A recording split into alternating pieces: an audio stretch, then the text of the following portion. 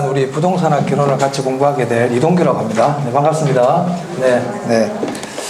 자, 오늘부터 이제 기초 입문 과정으로 학개론 이제 시작할 텐데요. 일단 우리 부동산학 개론이 어떻게 구성이 되어 있는지 좀 보고 시작하도록 할게요. 첫날이니까.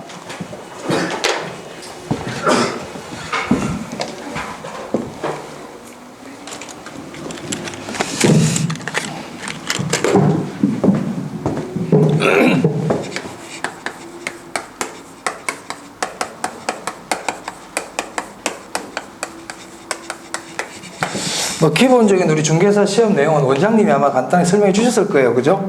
네. 그래서 저는 뭐 전반적인 얘기는 안 드리고 우리 학개론에 대해서만 말씀을 드리겠습니다. 이 학개론은 1번부터 40번까지 이렇게 돼 있어요. 1차 과목에서요.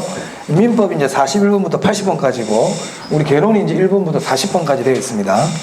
이 학개론은 크게 세 가지로 이루어져 있어요. 첫 번째는 부동산학 총론하고요. 총론. 그 두 번째가 부동산학 강론.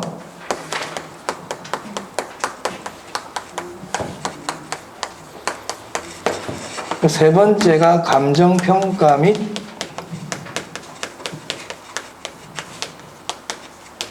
부동산 가격 공시제도.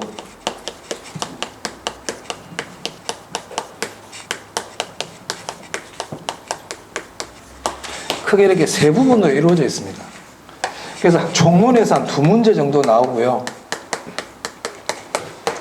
이 감정평가와 부동산 가격 공시제도에서 7문제 정도 나와요.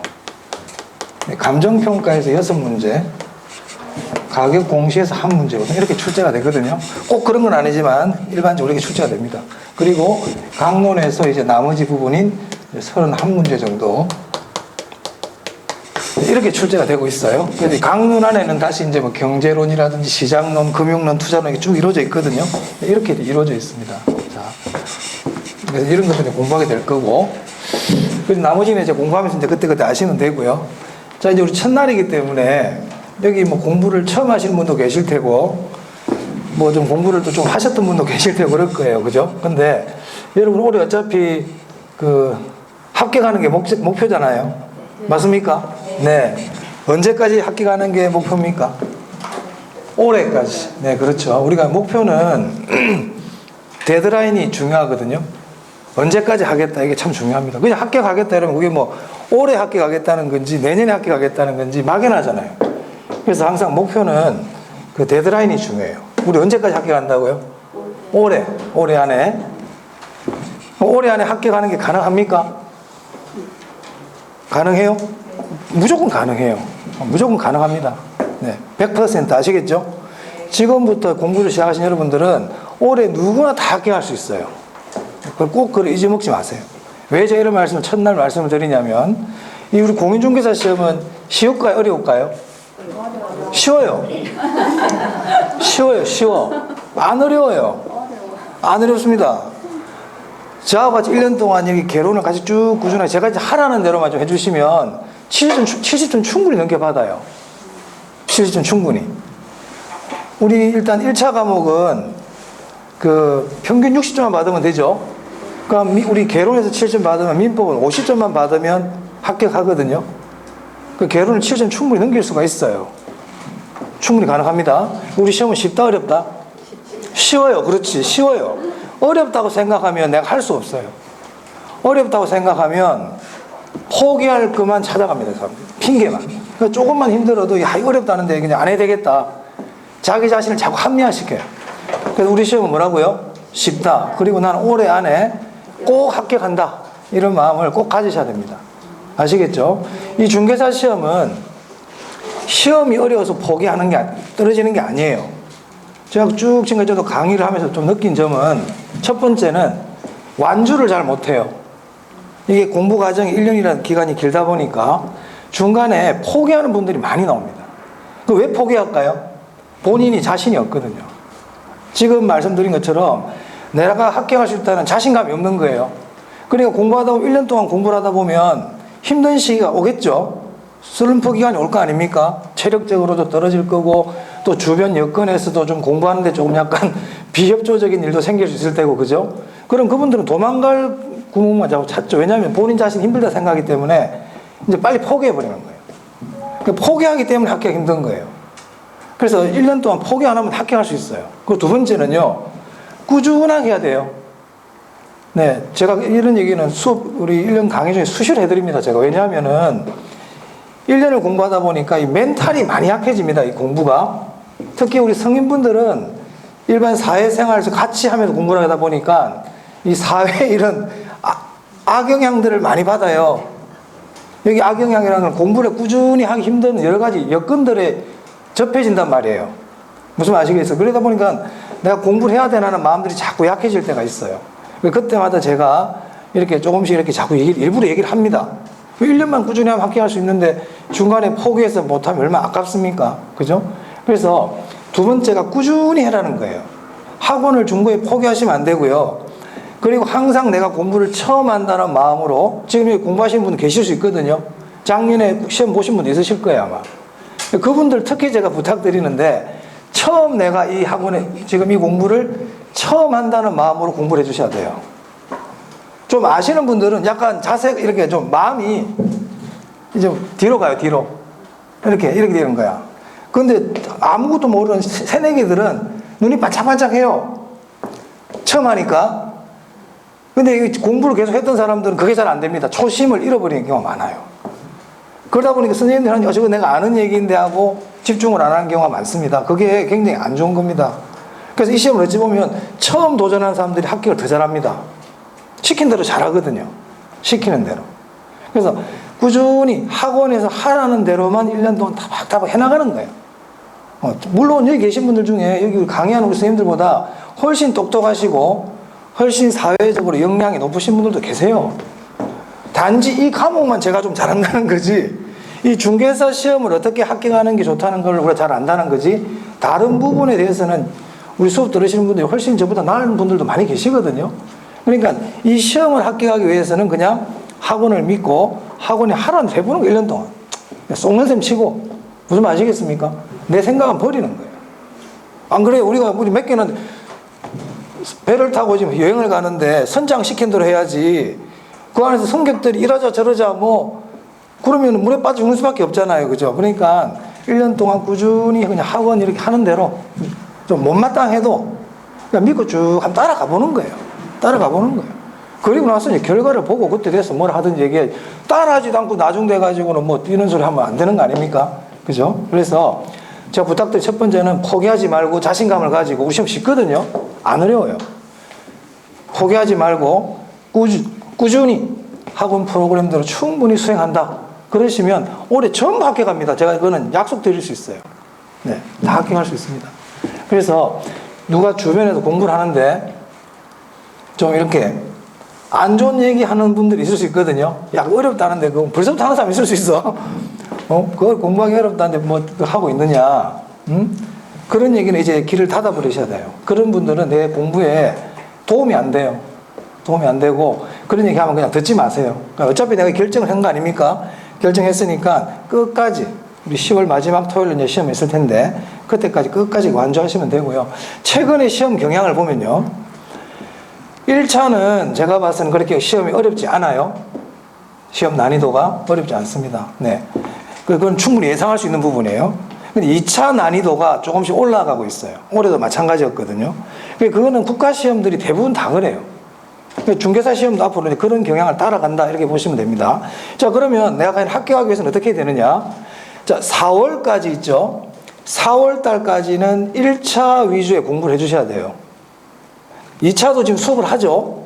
2차를 공부를 하지 말라는 뜻이 아니고요. 2차는 수업만 열심히 잘 따라오시면 돼요. 수업 시간에 선생님이 말씀하시는 건 잘 듣고 중요하다는 거 체크만 잘 하고 복습하지 마세요. 2차는 복습 안 해도 돼요. 그러니까 뭐를 복습해야 되느냐? 1차만 해야 돼요. 1차만. 언제까지? 4월 달까지. 늦어도 5월 달까지는 1차 위주의 공부를 합니다. 그리고 우리 2차 과목 중에 공법이라는 과목이 있어요. 이 공법이 양이 많고 이게 난이도가 좀 있는 과목이에요. 그래서 공법은 우리 원장님께서도 뭐 어제 오리엔테이션 할 때 뭐 말씀해 주셨을 겁니다. 전반적인 이런 거를. 그래서 공법은 어차피 우리가 고득점을 하는 시험이 아니기 때문에 이렇게 막 깊이 디테일하게 이렇게 공부할 생각하지 마시고 지금은 그냥 이런 게 있구나 하고 공법은 일주일에 한 번 정도 배웠던 부분을 한번 이렇게 가볍게 읽어준다는 느낌으로 하시면 되고요. 모든 공부의 포인트는 어디에 둔다?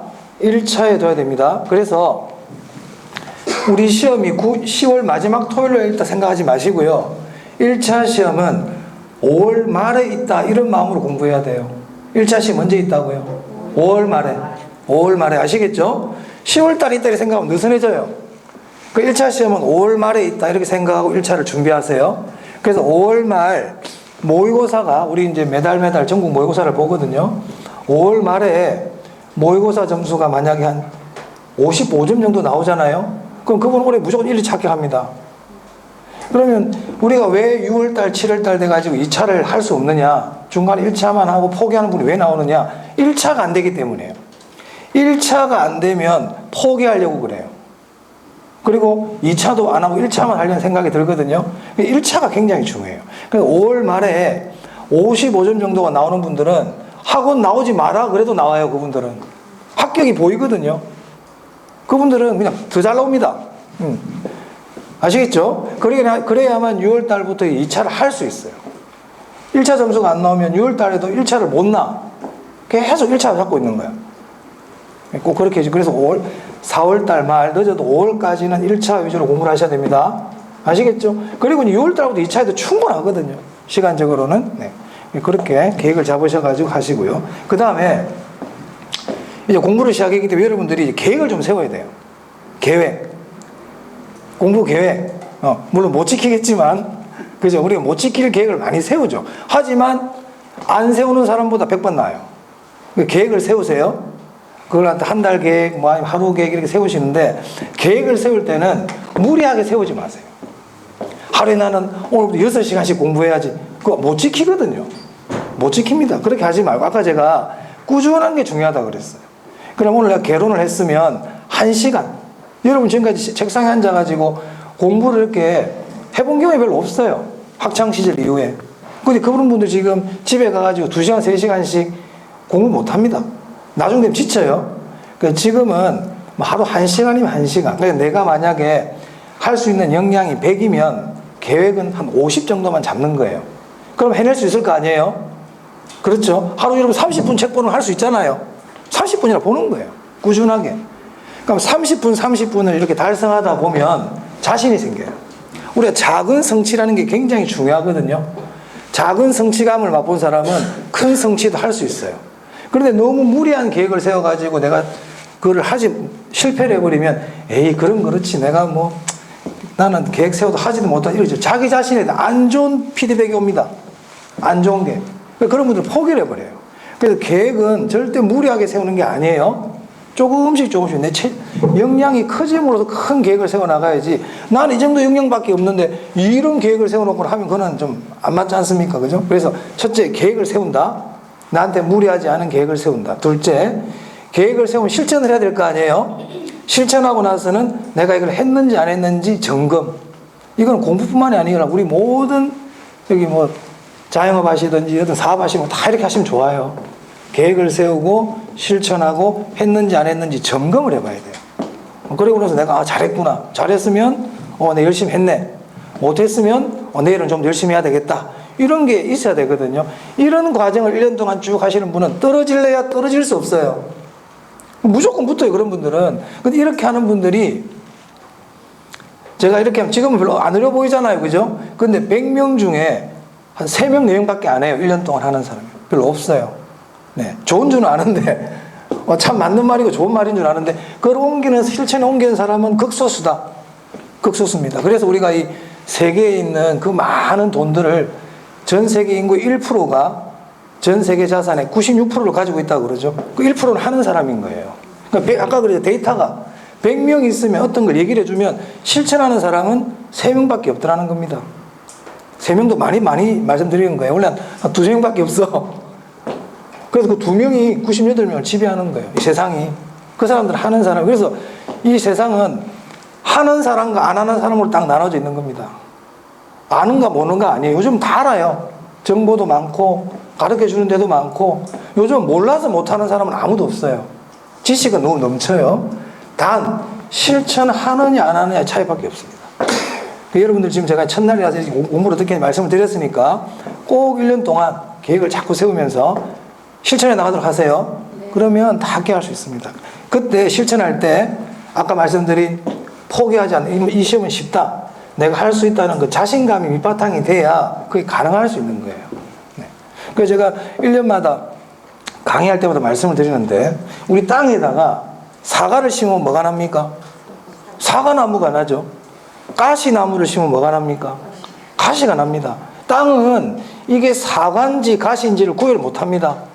그냥 심는 대로 결과물을 내주는 거예요. 잠시 우리 인간의 생각이 똑같다고 저는 생각하거든요. 그럼 내가 이렇게 합격을 자꾸 생각하고 나는 할 수 있다는 자신감으로 자꾸 머릿속에 심어주면 내 몸이 밖으로 드러나는 건 합격이란 결과물이 나와요.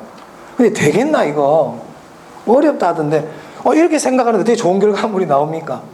우리 기계에다가 좋은 원료를 집어내야 좋은 제품이 나오듯이 나쁜 원료를 넣는데 어떻게 나쁜 원료 집어넣고 좋은 제품이 나와야지 이런 건 있을 수가 없는 거잖아요. 그렇죠? 그래서 1년 동안 꼭 그런 자신감을 가지고 공부하시기 바라요. 아시겠죠? 네. 자, 그러면 한번 시작해 보겠습니다. 그리고 우리 개론이 계산 문제가 나온다고 걱정을 하시는 분들이 있는데 전혀 걱정할 필요 없습니다. 그거 안 풀어도 관계없어요.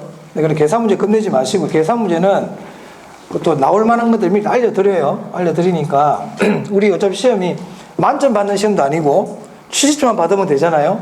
70점이면은 28개입니다. 28개인데 12개 정도나 틀려야 돼요. 많이 틀려야 돼. 많이 틀려야만이 70점이에요. 그래서 내가 알고 있는 것만 정확하게 맞추시면 돼요. 어려운 건 안 하면 돼. 어려운 거는 그러니까 공부하다가 되게 어렵잖아요. 그런 거는 그냥 넘어가 버리세요. 시험에 잘 안 나올 수도 있고요. 그리고 나오면 찍어버리세요. 그런 마음으로 어려운 거를 자꾸 하려고 그러지 말고 제가 수업 시간에 이거는 참 중요합니다 하는 그것만 잘 기억하셔도 충분하거든요. 충분해요. 자, 8페이지 한번 보겠습니다. 자, 8페이지 보시면 부동산의 개념과 분류라는 게 나오는데 제가 일단 이걸 하기 전에요. 하기 전에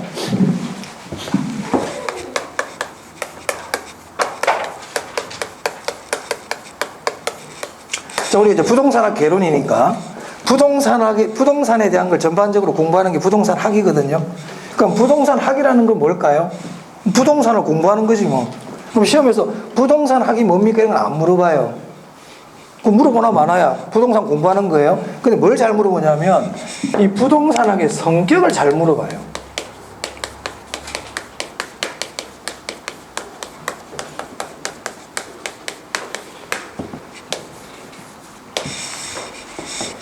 부동산학의 성격. 자, 이 부동산학의 성격은요, 첫 번째가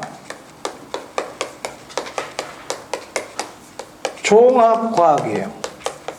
또는 종합학문 이렇게 얘기합니다. 왜 종합과학이라 그러냐면 이 부동산학은 여러 학문들이 다 들어가 있어요. 여러 학문들과 연계되어 있다고요. 그러니까 부동산학 안에는 경영학도 있고 경제학도 있고 법학도 있고 건축학도 있고 모든 학문들이 여기 다 들어가 있어요. 여러 학문과 관계가 있다.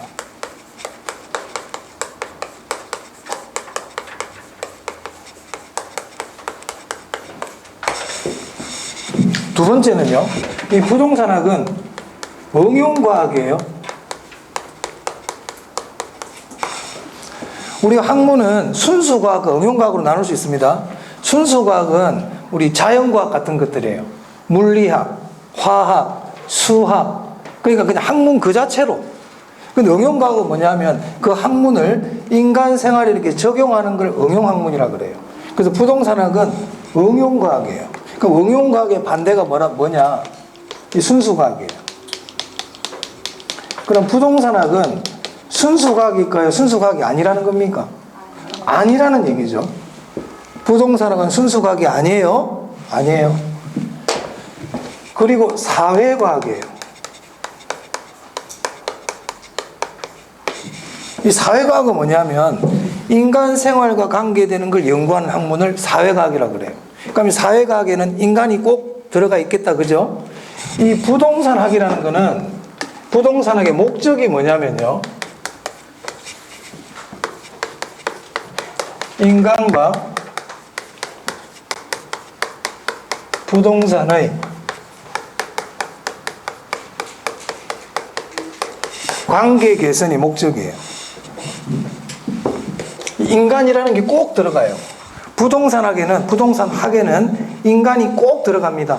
인간이 빠진 거는 부동산학이 아니에요. 그래서 부동산학은 인간이 꼭 들어가기 때문에 사회과학이에요. 사회과학. 그러면 인간과 관계없는 학문이 뭐가 있냐면 그게 자연과학이에요. 자연현상을 연구하는 거예요. 아까처럼 물리학이라든지 지구과학이라든지 화학이라든지 이런 것들은 인간하고 관계없는 거거든요. 그래서 사회과학의 반대가 뭐냐면 자연과학이에요. 그럼 부동산학은 자연과학입니까? 자연과학이 아닙니까? 아니죠. 부동산은 자연과학이 아니에요. 자, 그 다음에 부동산학은 구체적인 학문이에요.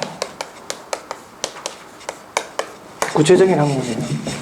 이 구체적의 반대말은 앞으로 알아두시면 여러분 앞으로 자주 나와요. 구체적의 반대가 추상적이에요. 구체적의 반대가 뭐라고요? 추상적.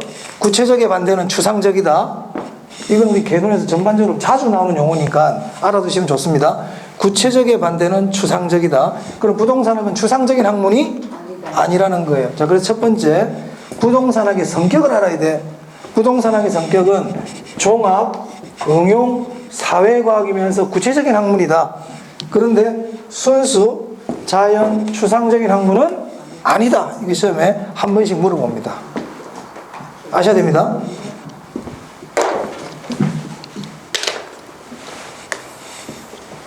자, 그 다음 두 번째요.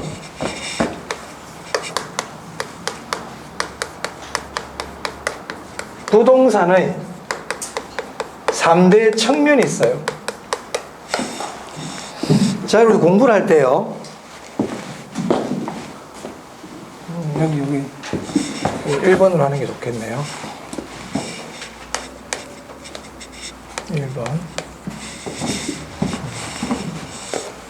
자, 이제 첫 번째 제목이 이거였죠. 두 번째 제목이 이겁니다. 내용은 기억이 안 나더라도 오늘 뭘 공부했는지 제목 정도만 기억을 잘 해주셔도 내용이 연계될 수 있어요. 그래서 항상 공부를 할 때는 그날 배운 제목을 알려고 노력을 많이 해야 돼요. 제목 아시겠습니까? 네. 내가 제주도 여행 갔어요. 한 달 전에. 네 가서 뭐 했는데? 기억이 안 난다. 기억이 안 나요, 뭐 했는지.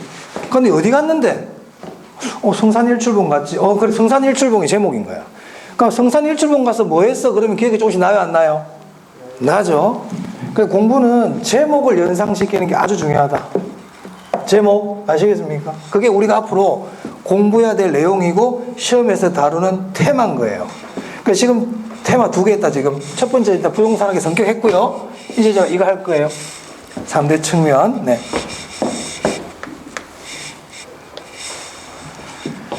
부동산의 3대 측면이라는 건 뭐냐면 부동산을 바라보는 3가지 관점이라고 보시면 돼요. 자, 우리 어떤 사람을 볼 때도 그 사람을 판단할 때 한 가지 관점만 보고 판단합니까? 여러 가지 관점을 다 고려합니까? 다 고려하죠. 그 사람의 외형, 외모도 보고도 판단할 거고, 그 사람의 경제적 능력을 보고도 판단할 거고, 그 사람의 법적 지위를 보고도 판단할 거고, 그 사람의 사회적 지위를 보고도 판단하는 거 아니에요? 그렇죠. 그래서 저 사람이 어떤 사람이다 딱 얘기할 때 한 가지 관점만 가지고 정의를 내릴 수는 없잖아요. 마찬가지로 부동산도 3가지 관점에서 볼 수 있더라는 거예요. 그게 뭐 대표적인 게 법률적 측면,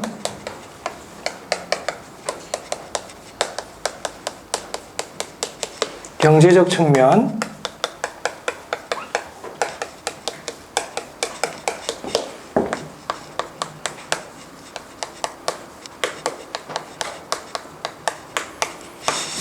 기술적 측면, 이렇게 3가지로 나눌 수 있습니다. 이 기술적 측면을 물리적 측면이라고도 그럽니다.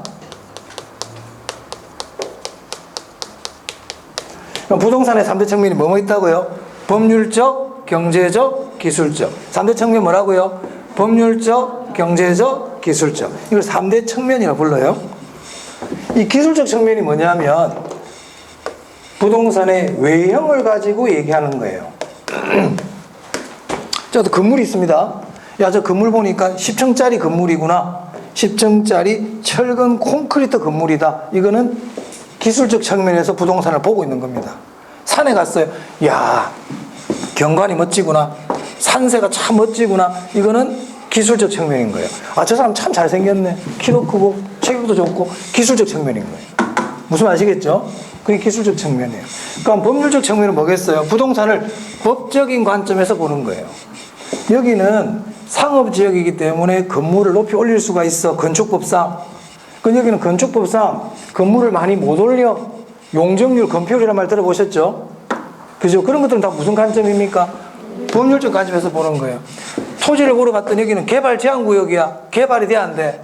법적으로 개발 제한 구역이다 보니까 개발이 안 된다. 이거는 법률적인 관점에서 이 토지를 보고 있는 거예요. 이해되십니까? 그럼 경제적 측면은 뭐겠어요? 돈으로 보는 거죠. 돈으로. 이거 한 100억 해. 이거 100억짜리야. 어저께나 건물 하나 샀잖아. 그럼 부동산을 사고 파는 물건으로 보고 있죠. 그거는 부동산을 무슨 관점에서 보는 겁니까? 경제적 측면. 의미 구별할 수 있겠어요? 느낌 아시면 돼요. 아, 그렇구나. 이런 게 3대 측면이다. 됐죠? 자, 그 다음. 경제 주체가 있어요. 이 주체라는 거는 주인공이에요. 주인공. 그 행위를 하는 주인공. 여러분, 민법 시간에 객체라는 말도 많이 들으실 거예요. 객체는 대상이에요. 주체는 이 행동을 하는 주인공이고, 객체는 내 행동을 받는 대상을 뭐라고 부른다? 객체라고 부르는 겁니다. 그러면 경제 주체라는 거는 경제 활동의 주인공이라는 뜻이겠죠? 이 경제 주체는 크게 둘로 나눌 수 있거든요. 공적 주체. 공적 주체를 공공이라고도 불러요. 정부,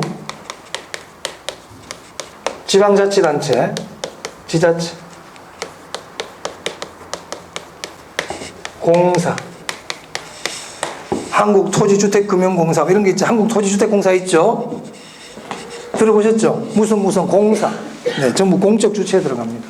자, 그 다음 두 번째가 사적 주체예요.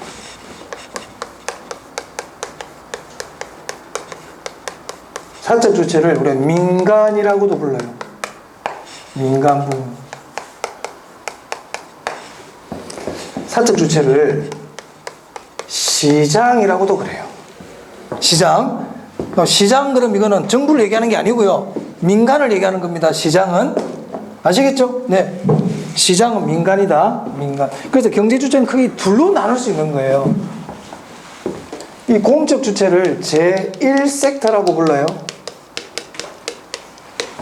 그럼 사적 주체는요? 그리고 1이니까 이겠지. 그죠? 네. 제2섹터.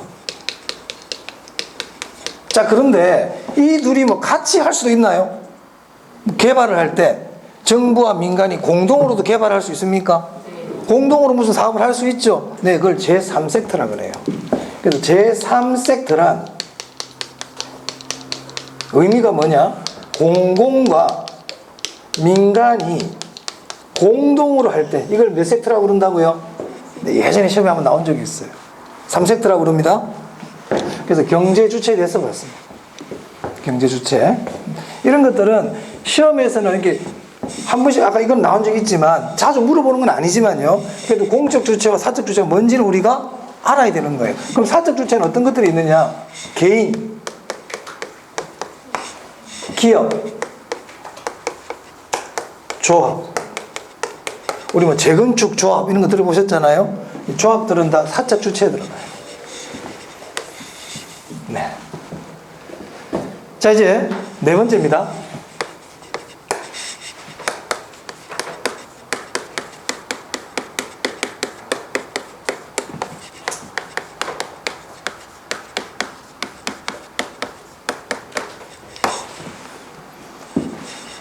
지금 우리 11월 달이잖아요. 그죠? 11월 달이면 이제 공부 이제 막 시작했는데, 제가 1차 과목은 언제까지 해야 된다고?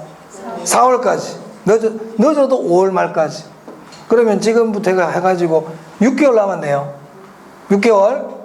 그러면 그렇게 많이 남지 않았네. 많이 안 남았잖아. 그죠? 그래서 11월 달부터 뭐 공부한 지 얼마 안 됐지만 지금도 조금씩 복습해 나가야 돼요. 지금 공부 안 하던 사람이 갑자기 1월 달부터 공부가 될까요? 안 됩니다. 그래서 오늘부터 조금씩 책을 보셔야 됩니다. 오늘 공부한 내용들 집에 가셔가지고 제목 정도만 보면서 아 이런 게 있구나 이렇게 아시면 돼요. 자, 이 부동산에게 접근 방법 뭐냐면 연구 방법이라고도 그래요. 연구 방법. 그러니까 부동산학을 연구하는 방법들이 있어요. 엄청나게 많겠지. 엄청나게 많아요. 근데 우리 시험에서 나오는 건 딱 2개밖에 없어 지금까지. 그러니까 제가 몇 개 말씀을 드리겠지만 그게 신경 안 쓰셔도 돼요. 첫 번째 뭐가 있냐면 개별식 접근법이라는 게 있어요. 이 개별식 접근법은 아까 제 부동산학은 종합학문이라 그랬잖아요. 그 부동산학 안에는 여러 학문들이 다 들어가 있는 거야. 그럼 개별식 접근법은 그 부동산학을 연구할 때 각 학문별로 연구하는 거예요. 아, 그렇구나. 넘어가. 아시겠어요? 나중에 또 다시 말씀드리기가 있어요. 별로 안 중요하다. 두 번째, 중점식 접근법이 있어요. 그 개별식 접근법은 학문별 이렇게 그냥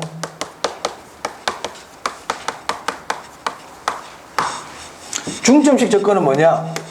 아까 제 부동산에게 3대 측면이 있다 그랬잖아요. 그러면 법률적인 측면에서 연구해보자. 경제적인 측면에서 연구해보자. 기술적 측면에서 연구해보자.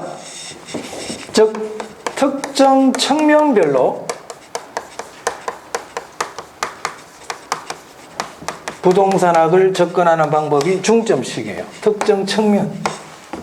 별로 안 중요하다 해도. 별로 안 중요해.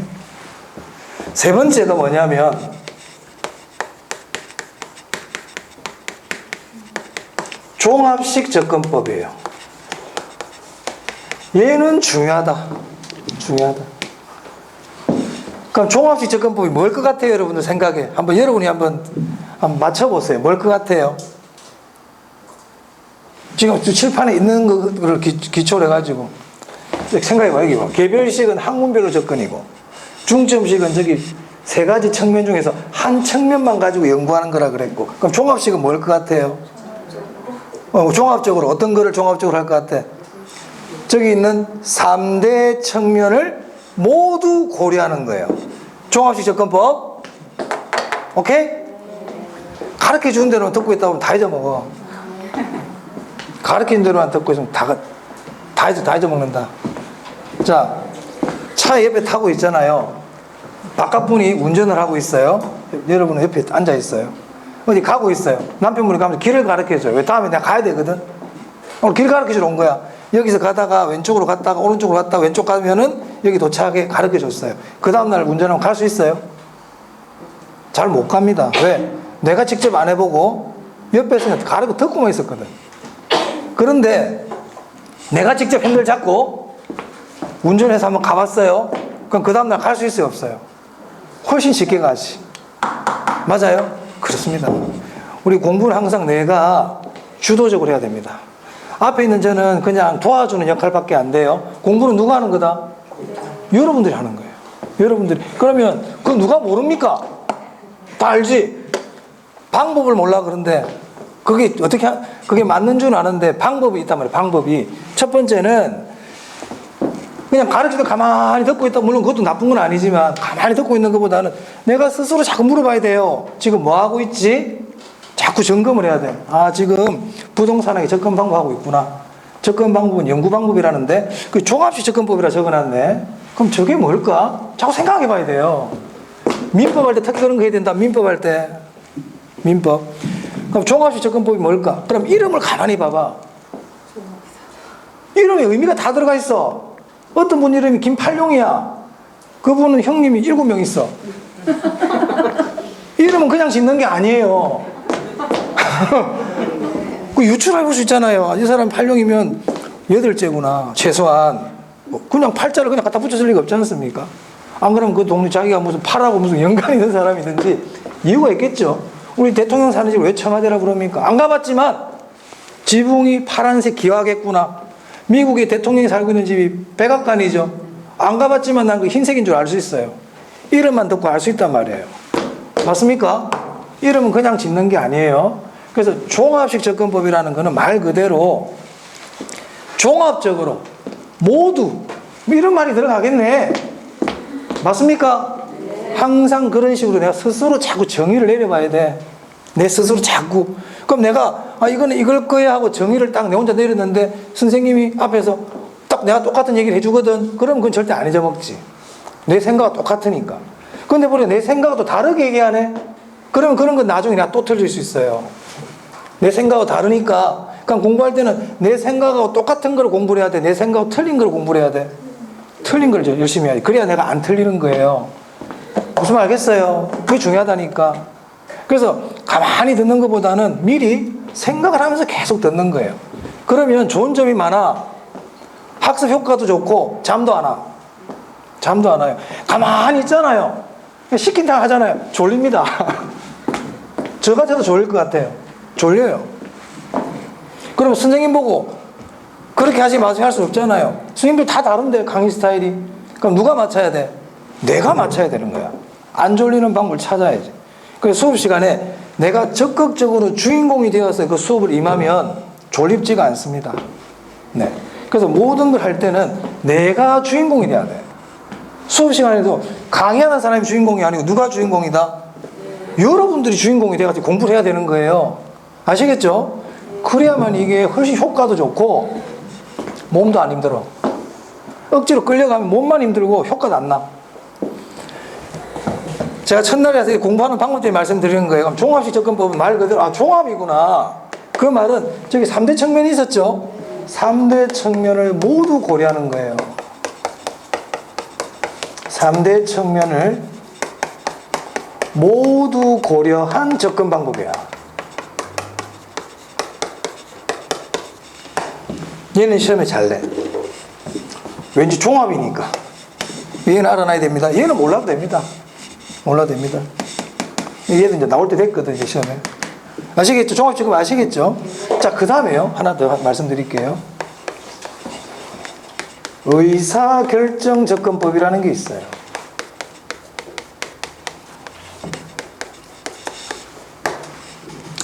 이 의사결정이라는 건 참 중요하거든요. 그리고 의사결정 중요하죠.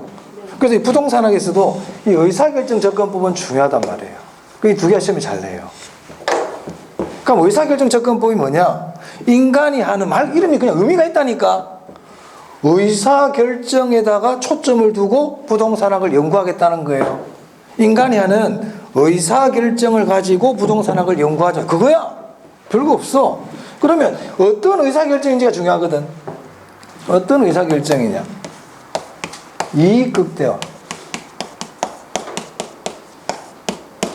자, 모든 인간은 자기의 이익을 극대화시키기 위한 의사결정을 합니까? 그렇죠. 모든 인간이 자기 이윤을 추구할 줄 알거든요. 그래서 인간이 하는 의사결정은 전부 다 본인들의 이익을 극대화시키기 위한 의사결정을 하더라. 그러한 이익 극대화라는 의사결정에 초점을 맞춘 연구 방법을 뭐라 부른다? 의사결정 접근법이라고 그래요. 그럼 이익 극대화 그래도 되고 이윤 극대화 그래도 됩니까? 네. 됩니다.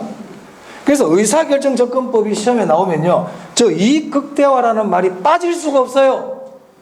빠질 수가 없어요. 그러면 의사결정 접근법을 통째로 외우려고 그러지 말고 어떤 글자를 기억하면 된다? 이익 극대화. 이익 극대화. 저 말을 기억하라고요. 우리 개론은요, 법이 아니에요. 우리 중개사 과목이 6과목이 중에 5개는 다 법이거든. 법이기 때문에 다른 말을 쓸 수 없어요. 용어를 딱 정해져 있단 말이야. 근데 우리 개론은 법이다, 법이 아니다. 법이 아니에요.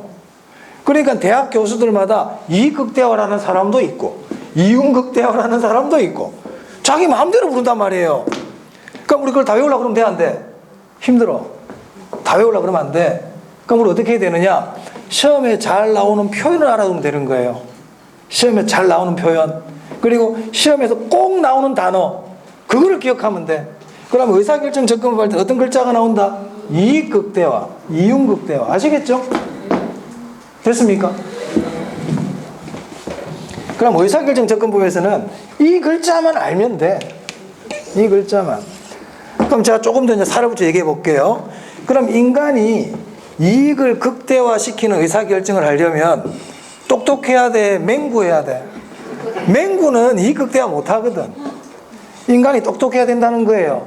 인간이 똑똑한 시험에서 인간은 똑똑하다 이거 이상하잖아요. 없어 보이잖아. 그걸 어떻게 표현하느냐? 인간은 합리적인 존재다 이렇게 얘기하는 겁니다. 인간은 합리적 존재이다. 합리적 존재임을 가정해요. 그러니까 이걸 극대화할 줄 알지. 이 말도 나올 수도 있고 안 나올 수도 있고. 이 말이 중요한 게 이 말이 중요하다. 그 다음 제가 아까 경제 주체는 공적 주체와 사적 주체 있다고 그랬잖아요. 그럼 이 의사결정 접근법은 공적 주체가 위주로 돼서는 많이 하는 연구 방법일까? 사적 주체들이 많이 하는 연구 방법일까? 어떻게 하셨대? 그래 민간이니까 외울 게 아니에요. 그래서 외울 게 아니죠. 그래서 의사결정 접근법에 만약에 시장이라는 글자가 나올 수 있을까요? 나올 수 있죠. 시장이라는 글자가 나오면 의사결정 접근법하고 어울려 안 어울려? 어울려요. 우리 개론은요 어울린다 안 어울린다의 관점으로 자꾸 봐줘야 돼. 용어가 어울리느냐 안 어울리느냐 이런 관점을 자꾸 봐줘야 됩니다. 왜냐? 쓰는 용어가 너무 다양하거든. 용어가 너무 다양해. 근데 그걸 다 외우려고 하면 힘들어.